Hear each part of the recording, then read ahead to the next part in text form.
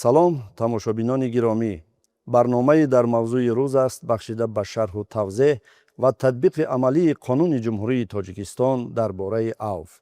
ҳамдиёрони азиз, боиси ифтихору сарфарозист ки ташаббуси навбатии Тоҷикистон таҳти унвони 10-солаи байналмилалии оид ба таҳкими сулҳ барои наслҳои оянда солҳои 2027-2036 бо қадномаи Маҷмаи умумии Созмони Милали Муттаҳид қабул гардид.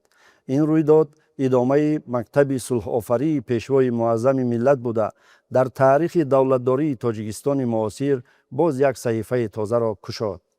дар арафаи таҷлили ҷашни муқаддаси 35-солагии истиқлолияти давлатии Ҷумҳурии Тоҷикистон ва 29-солагии рӯзи ваҳдати миллӣ қабул гардидани ин санади байналмилалӣ ва ҳамзамон қабул ва мавриди амал қарор гирифтани Қонуни Ҷумҳурии Тоҷикистон дар бораи авф далели бебаҳси сиёсати башардӯстона, хиратмандона, адолатпарваронаи давлату ҳукумати Тоҷикистон бо роҳбарии асосгузори сулҳу ваҳдати миллӣ, пешвои миллат, президенти Ҷумҳурии Тоҷикистон муҳтарам Эмомалӣ Раҳмон ба ҳисоб меравад.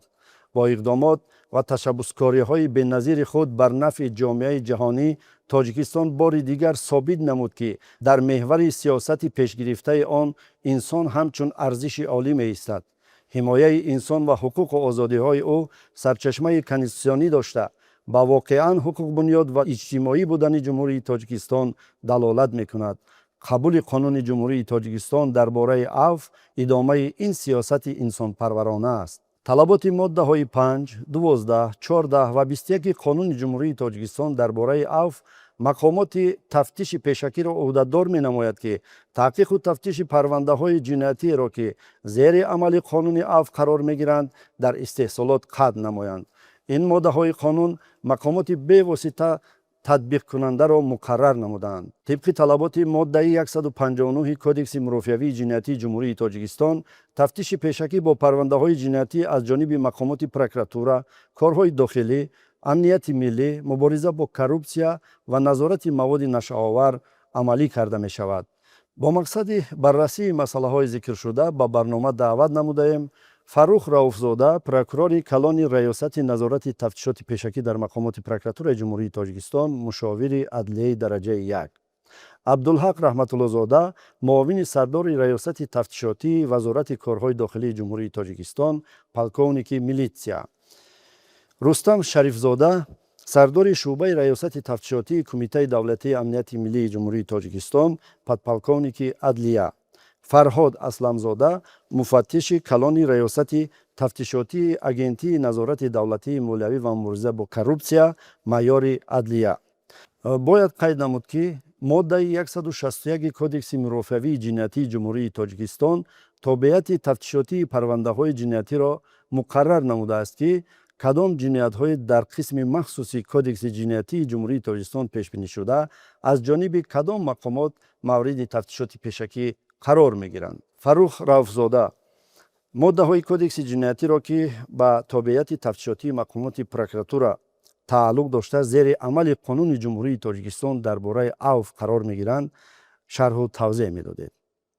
дар қонунгузории мурофиаи ҷиноятӣ тасниф аст, таснифи меъёрҳои қонуни ҷиноятӣ вобаста ба тобеати тафтишотии мақомот ва ба мақомоти прокуратура дар маҷмӯъ 185 моддаи Кодекси ҷиноятӣ мансуб аст ва мо таҳлил кардем аз ин шумор 130 моддаи Кодекси ҷиноятӣ ба санади авф мансуб аст. дар баробари ин 55 моддаи дигар ки он дар баъзе ҳолатҳо пурра татбиқ намешавад қонун ё ин ки қисми онҳо татбиқ мешавад.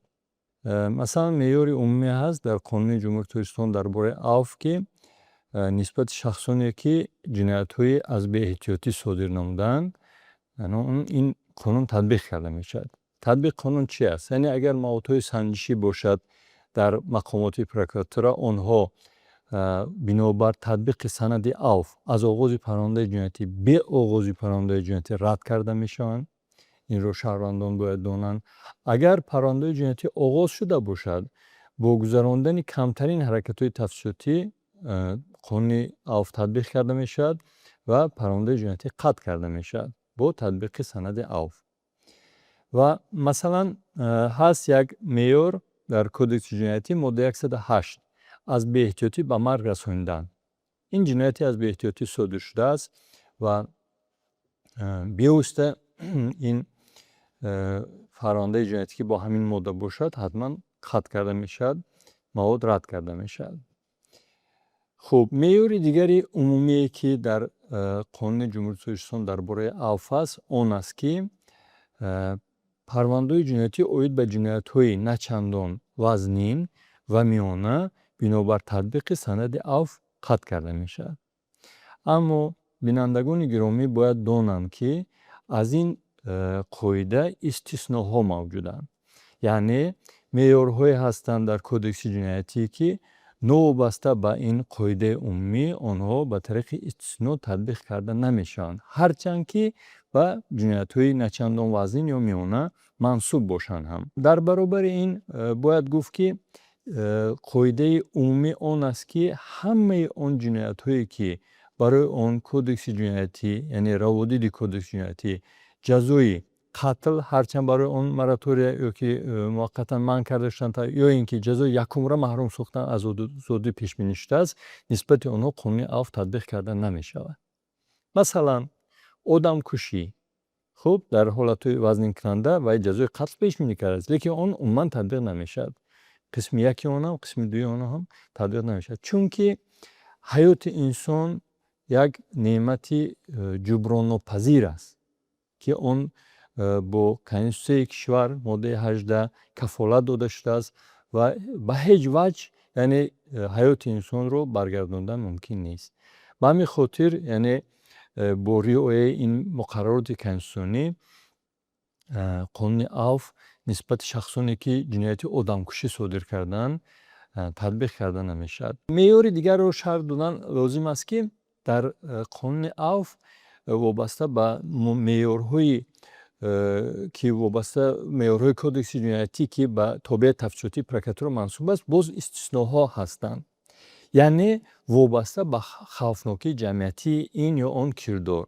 Масалан, моддаи 130 одамрабоӣ, яъне шахсро аз озодии ҳаракат маҳрум мекунанд, нисбати вай зӯроварӣ ба ҳаёт ва саломатиаш хавфнок истифода мешавад. Ягон хуб қисми он ба қонуни авф мансуб нест.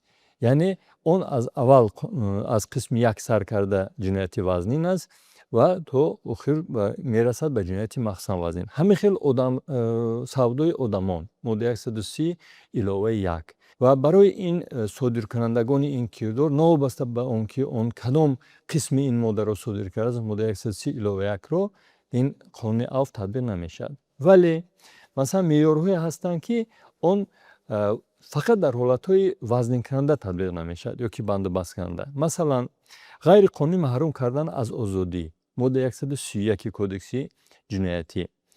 Ба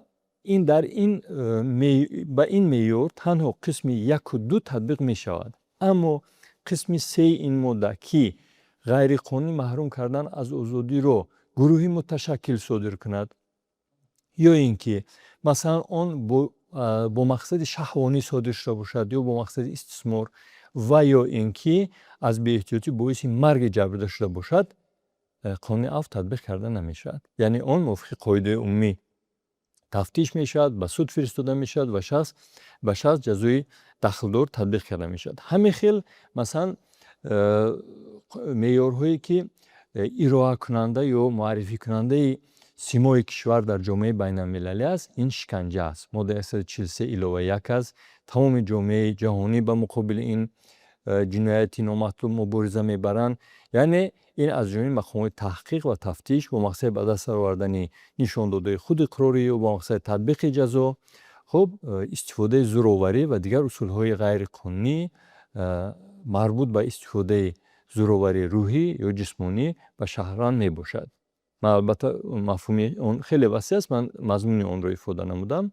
Барои ин меъёр ҳам новобаста ба он ки кадом қисми модда аст, қонуни авф татбиқ карда намешавад. ҳамин тариқ аз меъёрҳое ки мо зикр намудем ҳамагӣ 29% мо баровардем, яъне 55 ҷиноят, ки он ҳам ба пуррагӣ не, қисми онҳо қисман татбиқ мешаванд ва қисман татбиқ намешаванд нисбати авф. Як нуктаро бояд ҳатман зикр намоем, ки мутобиқи моддаи 13 Қонуни Ҷумҳурии Тоҷикистон дар бораи авф нисбати шахсоне ки дар ҷустуҷӯ қарор доранд, новобаста ба мавҷудияти розигии онҳо, яъне қонуни мазкур татбиқ карда мешавад. Аммо боз дар ҳамин меъёр гуфта шудааст, ки агар шахсе ки дар ҷустуҷӯ қарор дорад ё ин ки шахсе ки дар раф тафтиш қарор дорад ба татбиқи қонуни авф норозигӣ изҳор кунад, нисбати ӯ қонуни авф татбиқ карда намешавад ва мутобиқи қоидаи умумӣ тафтиш ба итмом расонида парванда ба суд фиристода мешавад. Бо тарзи оддитар агар гӯем, шахс дар ҷустуҷӯ қарор дорад, вале худро бегуноҳ ҳисоб мекунад. Вай ҳуқуқ дорад, ки бо ягон тарз ба тафтишот маълум кунад, ки ӯ ба татбиқи авф розӣ нест. Метавонад ҳозир шавад, метавонад ҳозир нашуда ҳамин норозигии худро баён кунад. Дар ин маврид қонуни авф татбиқ карда намешавад. Ҳамин хел дар рафти тафтиш парвандаи ҷиноятӣ шахс худро бегуноҳ ҳисоб мекунад ва изҳор мекунад, ки ӯ гунаҳгор нест ва қонуни авф нисбати ӯ татбиқ карда нашавад. Дар ин маврид ҳам мувофиқи қоидаи умумӣ бо риояи принсипи эҳтимолияти бегуноҳӣ, ки шахс то ба эътибори қонунӣ пайдо кардани ҳукми суд гунаҳгор эътироф карда намешавад, тафтиш бурда мешавад. Ташаккур. Яъне ба хулосае омадан мумкин аст, ки ҳангоми таҳияи лоиҳаи Қонуни Ҷумҳурии Тоҷикистон дар бораи авф вобаста ба хавфнокии кирдори содир гардида, яъне ҷинояти содир шуда, аз беэҳтиётӣ ё қасдона содир шудани ҷиноят ва вобаста ба категорияи ҷиноятҳо, яъне дараҷаи вазнинӣ, яъне ҷиноятҳои дараҷаи начандон вазнин, миёна вазнин ва махсусан вазнин. Хоб ба инобати ин критерияҳо қонун таҳия гардидааст. Раҳматуллозода Абдулҳақ, шумо вобаста ба моддаҳои алоҳидаи кодекси ҷиноятӣ, ки ба тобеати тафтишотӣ мақомоти корҳои дохилӣ дахл доранд ва бояд дар асоси қонуни авф қатъ карда шаванд, барои бинандагон равшанӣ меандохтед. тибқи қонуни мазкур шартгузорӣ танҳо дар 8 модда пешбинӣ шудааст. Яке ин моддаи 245 кодекси ҷиноятии ҷумҳурии Тоҷикистон мебошад, яъне азони худкунӣ ва исрофкорӣ. Моддаи 246 кодекси ҷиноятии ҷумҳурии Тоҷикистон, яъне тасарруфи пулу молӣ ба тариқи кредит дода шуда. Моддаи 247, яъне қаллобӣ, тасарруфи молу мулк ғайр бо роҳи фиреб ва сӯистифодаи боварӣ. Моддаи 253, яъне расонидани зарари молу мулкӣ ба шахс. Моддаи 253 иловаи 1, яъне вайрон намудани қоидаҳои истифода ва меъёрҳои нерӯи қувваи барқ. Моддаи 257, яъне тасарруфи воситаҳои кӯмакҳои хориҷӣ. Моддаи 264, яъне ғайриқонунӣ додани кредит. Моддаи 292, яъне саркашӣ кардан аз супоридани андоз ва дигар пардохтҳо аз ҷониби шахси ҳуқуқӣ мебошад. Ин 8 моддае ҳаст, ки шарти асосии татбиқи Қонуни Ҷумҳурии Тоҷикистон дар бораи авф ин барқарорнамоии зарари аз ҷиноят расонида мебошад.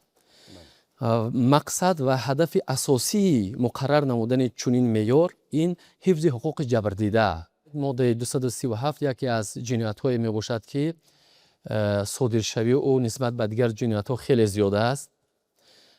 қисмҳои ҷавобгарии ҷиноятиро дар асоси моддаи 237 барои авбошӣ, яъне дағалона вайрон намудани тартиботи ҷамъиятӣ, ки нисбат ба беэҳтиромӣ нисбат ба ҷамъият зоҳир мегардад, бо роҳи зӯроварӣ, таҳдиди истифодаи зӯроварӣ ва ё несту нобуд кардани амволи ғалб равона шудааст.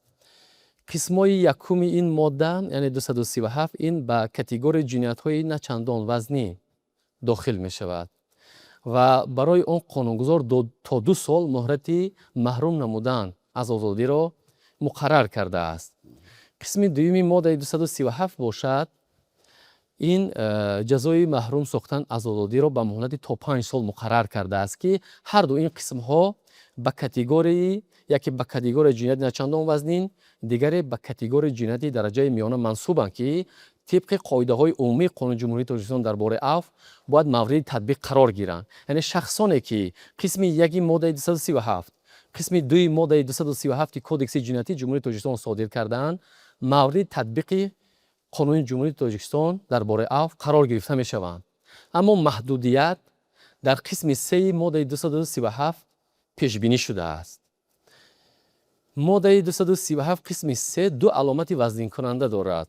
яъне яке ин вайрон намудани тартиботи ҷамъиятӣ, яъне содир кардани авбошӣ бо истифодаи силоҳ ва предмети ба сифати силоҳ истифодашаванда.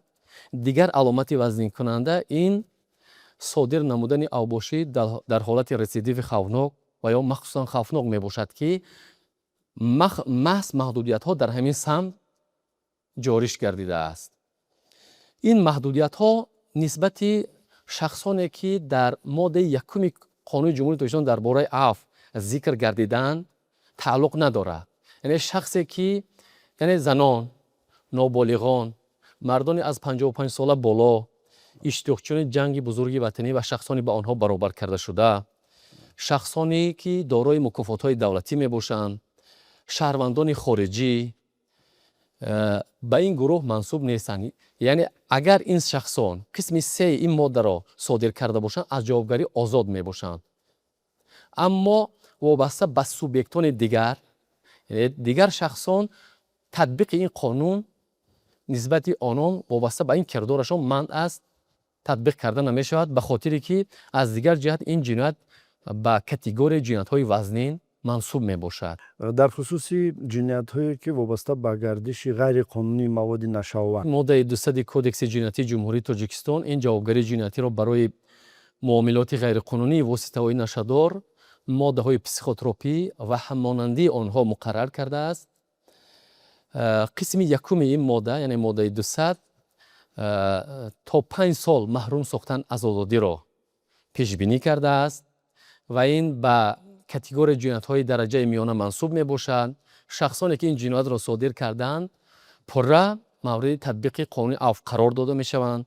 парвандаҳои ҷиноятӣ ки дар истеҳсолоти муфаттишон ҳастанд қатъ карда бояд шаванд. моддаи 201 Кодекси Ҷиноятии Ҷумҳурии Тоҷикистон ин низ муносибати ғайриқонунӣ бо воситаҳои нашадор, моддаҳои психотропӣ ва ҳаммонандии онҳо ҳаст. аммо қисмҳои 1 ва 2 моддаи 201 мансуб ба ҷиноятҳои дараҷаи миёна мебошанд ва нисбати онҳо татбиқнамоии Қонуни Ҷумҳурии Тоҷикистон дар бораи афв раво аст. аммо дар ин ҷо як маҳдудият танҳо дар қисмҳои 3 ва 4 моддаҳои зикргардида мебошад. як меъёри наве ки дар Қонуни Ҷумҳурии Тоҷикистон дар бораи афв қабул шудааст ва дар қонунҳои қаблӣ набуд, ин банди веи қисми 3 моддаи 200 ва банди беи қисми 3 моддаи 201 мебошад, ки ин меъёр дар қонунҳои қаблӣ вуҷуд надошт. ин чӣ меъёр аст? яъне содир намудани амалҳои ғайриқонунӣ бо воситаҳои нашадор, моддаҳои психотропӣ ва ҳаммонандии онҳо аз ҷониби гурӯҳи шахсон ва бо маслиҳати пешакӣ, агар ин кирдор ба миқдори кам содир гардида бошад. дар ҳамин ҳолат ҳам навобаста аз маҳдудиятҳои муқаррарнамудаи қонуни мазкур нисбати шахсон қонун татбиқ мегардад, шахсон аз ҷавобгарии ҷиноятӣ озод мешаванд, ки ин муқаррарот дар моддаи 3 Қонуни Ҷумҳурии Тоҷикистон дар бораи афв оварда шудааст. дар моддаи 9 қонун як муқаррарот пешбинӣ шудааст вобаста ба ҳамин ҷиноятҳо, яъне ҷиноятҳое ки қисми 3, қисми 4 моддаи 200 ва 201 ҳастанд. шахсоне ки ин кирдорро содир кардаанд, навобаста аз маҳдудиятҳои дар қонун пешбинӣ шуда, навобаста аз муҳлати адои ҷазо 2 сол ҷазои онҳо кам карда мешавад. моддаи 212 Кодекси Ҷиноятии Ҷумҳурии Тоҷикистон ҷавобгарии ҷиноятиро барои вайрон намудани қоидаҳои ҳаракат дар роҳ ва истифодаи воситаҳои нақлиёт муқаррар кардааст. дар қисмҳои 1, 2 ва 3 моддаи мазкур, яъне ин ҷиноят дар умум ҷинояте аз беэҳтиётӣ содир шуда ба ҳисоб меравад ва қисмҳои 1, 2, 3 моддаи мазкур пурра мавриди татбиқи қонуни афв қарор дода мешаванд. як маҳдудият вобаста ба қисмҳои 4 ва 5 он пешбинӣ шудааст, ки он ҷавобгарии ҷиноятиро барои вайрон намудани қоидаҳои ҳаракат дар роҳ ва истифодаи воситаҳои нақлиёт аз ҷониби шахсе, ки ҳуқуқи идора кардани воситаҳои нақлиёт надорад ва ё дар ҳолати мастӣ қарор дорад, нисбати онҳо татбиқ карда намешавад ва дар натиҷаи кирдори онҳо ба шахс ҷароҳати вазнин ба саломатӣ ва ё боиси марги инсон гардида бошад, татбиқ карда намешавад. қисми панҷуми ҳамин модда ҷавобгарии ҷиноятиро айнан барои ҳамин кирдорҳо, яъне шахсе ки дар ҳолати мастӣ қарор дорад ва ҳуқуқи ронанагӣ надорад, аммо кирдорҳои ӯ, яъне вайрон кардани қоидаҳои ҳаракат дар роҳ аз ҷониби ӯ боиси марги зиёда аз 2 нафар гардидааст, мебошад ки ин қисм низ мавриди татбиқи қонуни ҷумҳурии Тоҷикистон дар бораи авф қарор дода намешавад. рустам шарифзода, принсипи гуманизми қонуни авф ҳатто ба шахсоне ки ҷиноятҳои алоҳидаи самти амниятро содир намуданд, хоб таъсир мерасонад. Масъалаи мазкурро чӣ гуна метавонед шарҳ диҳед? ба тобеияти тафтишотии Кумитаи давлатии амнияти миллии ҷумҳурии Тоҷикистон тафтиш пеша, ки он парвандаҳои ҷиноятӣ дохил мешаванд, ки категорияҳои вазнин ва махсусан вазнинро ташкил медиҳанд. Навобаста аз ин доираи парвандаҳои ҷиноятие, ки салоҳияти он ба Кумитаи давлатии амнияти миллии Ҷумҳурии рост меояд, дар доираи қонуни авф таҳти татбиқ қонуни авф қарор мегиранд. Ин моддаҳои 179 иловаи 2 Кодекси ҷиноятии Ҷумҳурии Тоҷикистон, яъне маблағгузории терроризм, моддаи 187 ташкили иттиҳоди ҷиноятӣ ё иштирок дар иттиҳоди ҷиноятӣ, моддаи 189 барангехтани кинаю адовати динӣ, мазҳабӣ ва ё маҳалгароӣ, моддаи 307 даъвати оммавӣ барои зӯроварӣ тағйир додани сохти конститутсионии Ҷумҳурии Тоҷикистон, моддаи 307 иловаи 1 Кодекси ҷиноятии Ҷумҳурии Тоҷикистон, яъне барои содир намудани ҷинояти ташкили даъвати оммавӣ барои ба амал баровардани фаъолияти экстремистӣ, моддаи 307 иловаи 2 Кодекси ҷиноятии Ҷумҳурии Тоҷикистон, яъне барои даъвати оммавӣ ҷиҳати ба амал баровардани фаъолияти экстремистӣ ё ташкили иттиҳоди экстремистӣ, моддаи 307 иловаи 3 барои ташкили фаъолияти ташкилоти экстремистӣ ё ин ки иштирок дар ҳизбҳои сиёсӣ, иттиҳодҳои ҷамъиятӣ, динӣ ё дигар ташкилоте, ки нисбати он аз ҷониби суд қарори эътибори қонунӣ пайдо кардан дар бораи барҳам додан ё манъи фаъолияташ бинобар сабаби ба амал баровардани фаъолияти экстремистӣ қабул шудааст. Моддаи 307 иловаи 4 Кодекси ҷиноятии Ҷумҳурии Тоҷикистон, яъне барои таълими динӣ хусусияти экстремистӣ дошта ё ки ташкили гурӯҳи шахсоне ки ба таълимоти экстремистӣ фаро гирифта мешаванд дар бар мегиранд. Пеш аз ҳама қайд кардан ба маврид аст, ки тибқи қисми 7 тибқи муқаррароти қисми 7 моддаи 3 Қонуни Ҷумҳурии Тоҷикистон дар бораи авф,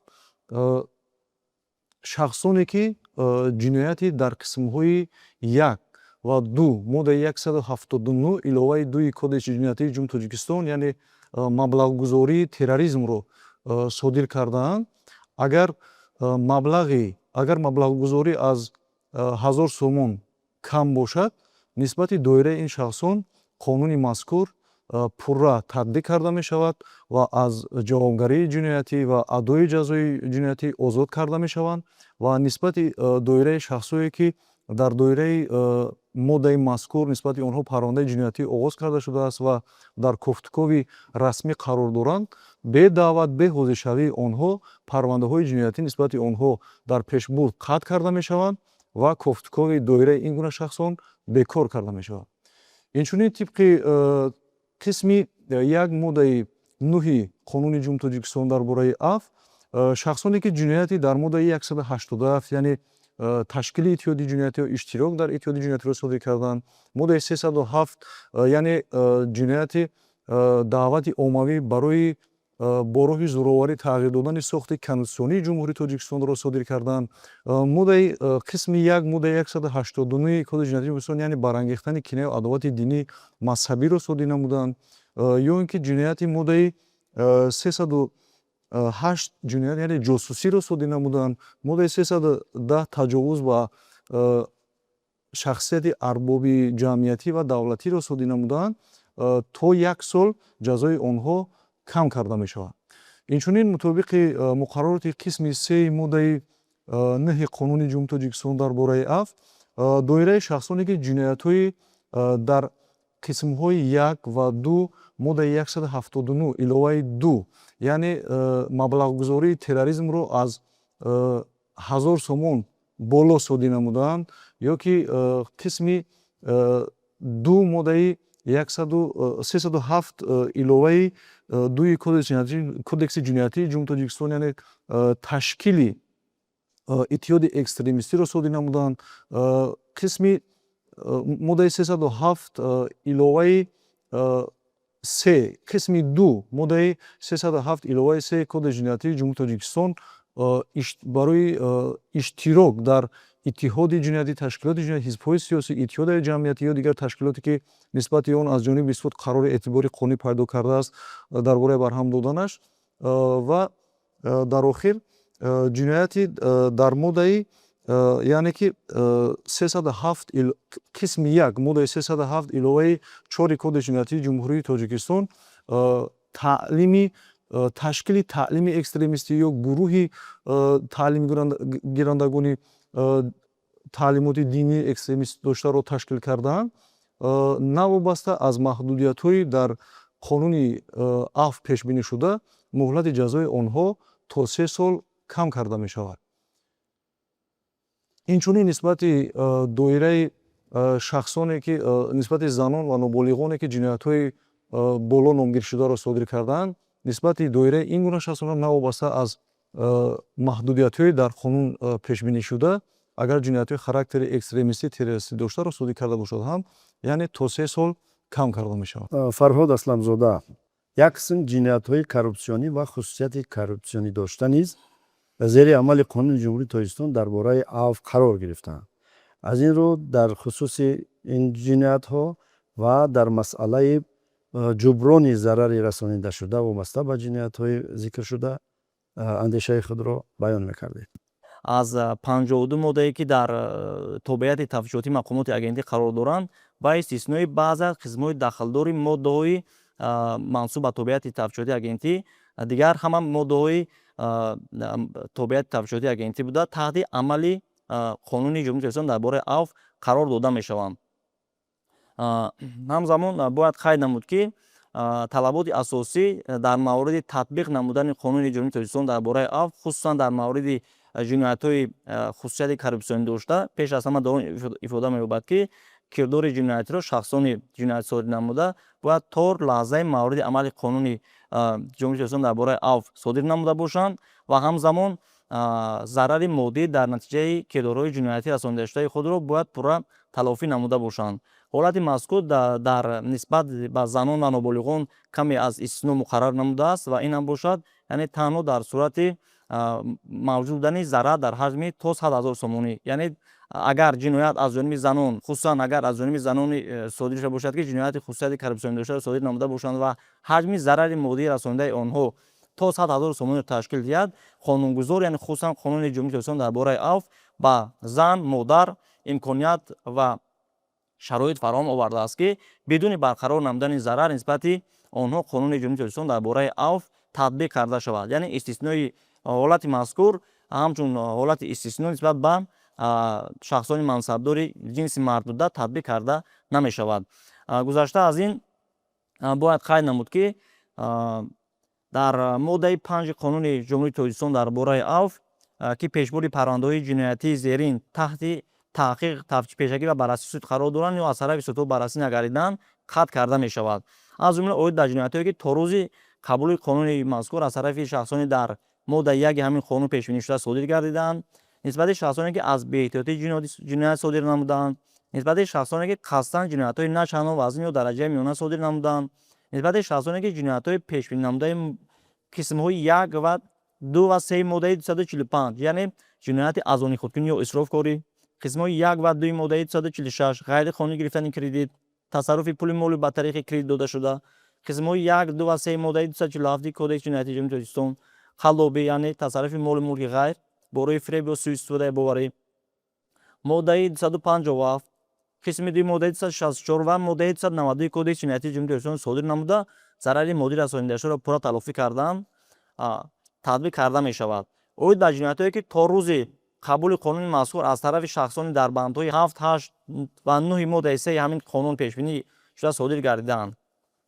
вобаста ба тавзеҳи моддаи 5 Қонуни Ҷумҳурии Тоҷикистон дар бораи афв ҳаминро бояд қайд намоям ки агар аз ҷониби шахси мансабдор то мавриди амали қонуни мазкур ҷинояти дар моддаҳои 314 қисми 1 яъне сӯистода аз ваколатҳои мансабӣ, моддаи 316 баромадан аз ҳадди ваколатҳои мансабӣ, моддаи 324 гирифтани мукофот борои тамаҷҷӯӣ, моддаи 319 гирифтани пора, яъне аз ҷониби шахси мансабдор гирифтани пора қисми 1, моддаи 322 хунук назарӣ, моддаи 323 сохтакорӣ, моддаи 295 сӯистифодаи ваколат аз ҷониби ташкилотҳои тиҷоратӣ, моддаи 259 соҳибкории ғайриқонунӣ дар Кодекси Ҷиноятии Ҷумҳурии Тоҷикистон содир гардида бошанд, дар сурати розигии шахс пешбури маводи сандишӣ ё парвандаи ҷиноятӣ нисбати онҳо бо татбиқи санади афв аз оғози парвандаи ҷиноятӣ рад карда мешавад, ё ин ки агар дар сурати оғоз гардидани парвандаи ҷиноятӣ дар пешбурд қатъ карда мешавад, ё ин ки шахсони мансабдоре ки бо истифода аз ваколати мансабдорӣ ҷинояти дар моддаҳои 245 қисми 2, қисми 3 моддаи 246, қисми 2 моддаи 247, қисмҳои 2, 3 моддаи 247 Кодекси Ҷиноятии Ҷумҳурии Тоҷикистон пешбинӣ шуда содир намуда маблағи зарари моддӣ расонидашудро пурра талафӣ намуда бошанд, нисбати онҳо низ тибқи тартиби муқарраршуда меъёрҳои Қонуни Ҷумҳурии Тоҷикистон дар бораи афв татбиқ карда мешавад. гузашта аз ин дар қонуни мазкур дар баъзе аз қисмҳои дахлдори моддаҳои мансуб ба тобеати тафтишотии агентӣ маҳдудият муқаррар карда шудааст ки новобаста аз барқарории зарар меъёрҳои Қонуни Ҷумҳурии Тоҷикистон дар бораи афв нисбат ба шахсони мансабдоре ки ҷиноятҳои коррупсионӣ хусусияти иқтисодӣ доштаро содир намуданд татбиқ карда намешавад. Масалан, агар шахси мансабдор ҷинояти дар қисми 4 моддаи 245 яъне аз они худкунӣ ё исрофкорӣ бо миқдори махсусан калон ва ё ин ки ҷинояти дар қисми 4 банди б моддаи 247 Кодекси Ҷиноятии Ҷумҳурии Тоҷикистон ҷинояти қаллобиро бо миқдори махсусан калон содир намуда бошад, новобаста аз барқарории зарари моддӣ нисбати чунин категорияи шахсон Қонуни Ҷумҳурии Тоҷикистон дар бораи афв татбиқ карда намешавад. ҳамзамон маҳдудият дар дигар қисмҳои тобеати дар дигар қисмҳои моддаҳои Кодекси Ҷиноятии Ҷумҳурии Тоҷикистон ки ба тобеати тафтишотии мақомоти агентӣ мансуб мебошанд муқаррар шудагӣ аст. Аз ҷумла дар қисми агар шахс ҷинояти дар қисми 3 моддаи 314, қисми 3 моддаи 316 ҳамзамон қисми 4 моддаи 319 Кодекси Ҷиноятии Ҷумҳурии Тоҷикистонро содир намуда бошад, яъне ҳамин қабил ҷиноятро содир намуда бошанд, дар ин сурат дар лаҳзаи баррасии мавод ва ё ин ки дар марҳилаи тафтиши пешакӣ парвандаи ҷиноятӣ нисбати онҳо қатъ карда намешавад ва Қонуни Ҷумҳурии Тоҷикистон дар бораи афв татбиқ карда намешавад. Фарух Раофзода, дар хусуси амали қонуни афв нисбат ба ҷиноятҳои ба муқобили озодии ҷинсӣ чӣ гуфта метавонед? хуб, ҷиноятҳо ба муқобили озодии ҷинсӣ ва дахнопазирии ҷинсӣ дар моддаҳои 138, 139, 140, 141, 142 пешбинӣ шуданд ва қонуни афв, Қонуни Ҷумҳурии Тоҷикистон дар бораи афв ба ин категорияи ҷиноятҳо ду тарзи муносибатро ироа кардааст. ин якум умуман татбиқ накардани меъёрҳои қонун ба ҷиноятҳои таҷовуз ба номус ва ҷинояти ҳаракати зӯроварии дорои хусусияти шаҳвонӣ ки барои ҳарду ин ҷиноятҳо қонунгузор ҷазои якумра маҳрум сохтан аз озодиро пешбинӣ намудааст ба ҳама қисмҳои ин ду модда. Инчунин ба моддаи 142 иловаи 1 ки он алоқаи ҷинсӣ ва дигар ҳаракати дорои хусусияти шаҳвонӣ боистистода аз эътиқод ва боварии динӣ аст. Барои ҳамин се модда умуман Қонуни Ҷумҳурии Тоҷикистон дар бораи афв татбиқ карда намешавад. Яъне ин гуна маводҳо рад карда намешаванд, ин гуна парвандаи ҷиноятӣ қатъ карда намешавад. агар тафсилотро ба назар гирем. дуюм тарзи муносибат ин барои хуб қисмҳои муайяни моддаҳо татбиқ шудан ва барои қисмҳои муайяни моддаҳо татбиқ нашудани ин қонун аст. Ин нисбати модда 142 бахши 141 алоқаи ҷинсия дигар ҳаракат дорои хусусияти шаҳвонӣ бо шахсе ки ба синни 16 солагӣ нарасидааст ва дуюм ҳаракати бадахлоқона. барои ин ҷиноятҳо танҳо барои қисмҳои сеюмаш татбиқ намешавад ва барои қисмҳои 1 ва 2 татбиқ мешавад. сабаб он аст ки ҷинояти моддаи 138 я 39 хуб инҳо ҷиноятҳои зӯроваронаи ҷинсӣ мебошанд ва ҷиноятҳое ки дар моддаи 141 142 пешбинӣ шуданд инҳо ҷиноятҳои ғайри зӯроваронаи ҷинсӣ ҳастанд. мусаллам аст ки амали қонуни ҷумҳурии тоҷикистон дар бораи авф ба 18038 нафар маҳкум шуданд, оне ки дар зерсохторҳои сарраёсати иҷрои ҷазои ҷиноятии ҷумҳурии тоҷикистон адои ҷазо мекарданд татбиқ гардидааст. ва аз суҳбати имрӯза бармеояд ки дар мақомоти тафтишотии кишвар низ хуб шумораи шахсоне ки амали онҳо кирдорҳои ҷиноии онҳо зери амали қонуни авф қарор мегирад зиёданд ва ин шумора яъне рӯ ба афзоиш дорад. яъне татбиқи қонуни авф нисбат ба чунин ашхос ки дар рафти таҳқиқ ва тафтиши пешакӣ бо парвандаҳои ҷиноятӣ нисбати онҳо татбиқ мегардад. аз ин рӯ мехостам пурсам аз шумо ки хуб дар мақомоти прокуратура, корҳои дохилии амнияти миллӣ ва коррупсия ҳолати татбиқи амалии қонуни ҷумҳурии тоҷикистон дар бораи авф нисбати чанд нафар шахсон бо чанд парвандаи ҷиноятӣ ё маводҳо мавриди баррасӣ ё татбиқи қонуни авф қарор дорад ё ин ки нисбати чанд нафар шахсоне ки таҳти кофтуков қарор доранд ва кирдори содир намудаи онҳо зери амали қонуни мазкур қарор мегирад, чӣ қарорҳо қабул карда шудааст? аллакай рӯйхат ва номгӯи маводҳои санҷишӣ ва парвандаҳои ҷиноятӣ ки ба талаботи авф мувофиқанд ва бояд мувофиқанд ба ин маводҳо рад карда шаванд ва парвандаҳои ҷиноятӣ қатъ карда шаванд дар мақомоти прокуратураи ҷумҳурӣ маълум аст. прокуророни поёнӣ аллакай омода шуданд ки бо маводҳои санҷишӣ пуррагии санҷишро таъмин карда қонунро татбиқ кунанд ва чунон ки қаблан ҳам қайд кардем бо парвандаҳои ҷиноятӣ амалҳои заруртарин ё муҳимтарин тафтишотӣ гузаронда шуда дар муҳлати камтарин ва наздиктарин талаботи қонун татбиқ ва парвандаҳои ҷиноятӣ қатъ карда мешавад. пас аз ба имзо расидани қонуни ҷумҳурии тоҷикистон дар бораи авф ки рӯзи 17 июни соли ҷорӣ ба қувваи қонунӣ даромад, тамоми мавод ва парвандаҳои ҷиноятие ки дар бойгонӣ ва пешбурди муфаттишони мақомоти корҳои дохилӣ қарор доштанд мавриди омӯзиш қарор дода шуда вобаста ба онҳое ки он парвандаҳои ҷиноятие ки бояд мавриди татбиқи қонуни авф қарор гиранд айни ҳол амалҳои тафтишии зарурӣ гузаронида шуда дар ҳолати қабул намудани қарори ниҳоӣ қарор доранд ва дар муҳлате ки қонун муқаррар кардааст, яъне дар муҳлати 2 моҳа бо тамоми мавод ва парвандаҳои ҷиноятӣ қонуни ҷумҳурии тоҷикистон дар бораи авф татбиқ карда мешавад, иҷрои қонун таъмин мегардад. бо масъали дар амал татбиқ намудани қонуни ҷумҳурии тоҷикистон дар бораи авф аз тарафи раёсати тафтишоти Кумитаи давлатии амнияти миллии ҷумҳурии тоҷикистон шӯъбаҳои тафтишоти он дар шаҳри Душанбе ва вилоятҳо муайян карда шуд ки дар пешбурди онҳо 84 парвандаҳои ҷиноятӣ нисбати 87 нафар шахсоне ки даст ба ҷинояти дар қисмҳои 1 ва 2 моддаи 179 иловаи 2 кодекси ҷиноятии ҷумҳурии тоҷикистон яъне маблағгузории терроризм оғоз карда шуда мавриди тафтишоти пешакӣ қарор гирифтааст ва дар асоси талаботи моддаи 230 кодекси ҷиноятии ҷумҳурии тоҷикистон баъди анҷоми тафтишоти пешакӣ тафтиши парвандаҳои ҷиноятӣ дар пешбурд боздошт карда шудааст.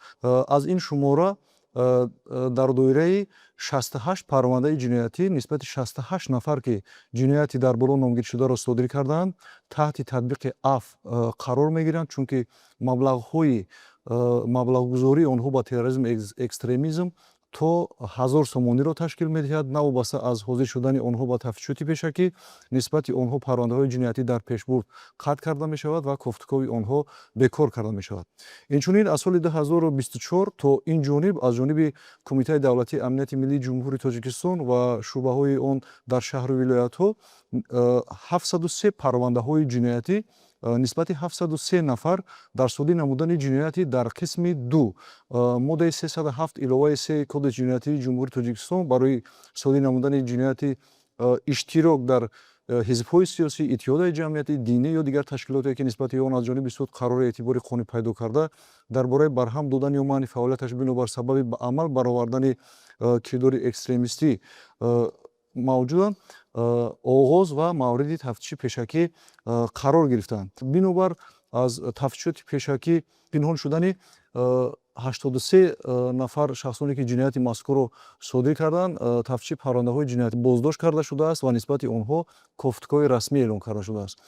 Айни замон шахсоне ки ҷинояти мазкурро содир карданд дар доираи 77 парвандаи ҷиноятӣ нисбати онҳо тафтиши пешакӣ идома дорад. Бо ин парвандаҳои ҷиноятӣ ки бо қисми 2 моддаи 307 иловаи 3 кодекси ҷиноятии ҷумҳури Тоҷикистон оғоз карда шудаанд, қайд кардан ба маврид аст ки баъди анҷоми тафтиши пешакии парвандаҳои ҷиноятӣ онҳо ба мақомоти судӣ ирсол карда мешаванд ва аз ҷониби мақомоти судӣ бо баровардани ҳукми суд нисбати доираи ин шахсон муҳлати ҷазо то 3 сол кам карда мешавад. пас аз қабул ва мавриди амал қарор гирифтани қонуни ҷумҳури Тоҷикистон дар бораи авф раёсати тафтишотии агентии назорати давлатии молиявӣ ва мубориза ба коррупсияи ҷумҳури Тоҷикистон ҳамзамон бо иттиҳои тафтишотӣ яъне шӯъбаҳои тафтишотии мақомоти агентӣ дар шаҳри Душанбе, вилояти Суду Хатлон ва вилояти Мухтори Кӯҳистони Бадахшон бо мақсади татбиқи амалии қонуни мазкур тадбирҳои назаррасро анҷом дода истоданд, ҳамзамон бо назардошти он ки дар баррасӣ ва